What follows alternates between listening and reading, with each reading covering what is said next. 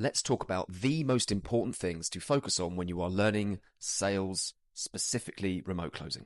Now, John thinks this is a terrible take, but when you're first learning sales, all the content I see on social media seems to be very focused on objection handling.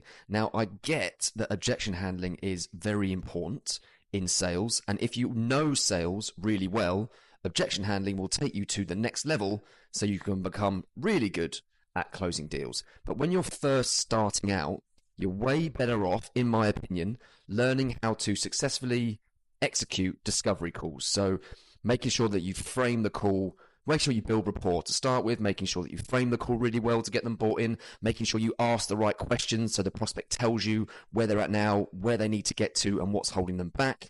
And making sure that you can sort of close out next steps and all this kind of stuff. Because when you ask the right questions and do this properly, you kind of dissolve a lot of the objections that will come up. And if you do it badly, what happens is you get to the end of the call or the end of the second call and someone fires a shitload of objections at you. It's super high pressure.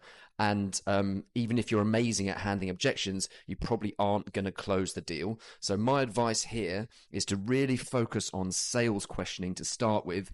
Get that down good so that you're closing at a decent rate. And then when you know that like you can't really get that much better at that, then turn your attention to learning how to handle objections to take you up to the next level, because you can start a closing job and do well and earn good money without necessarily being an objection handling master.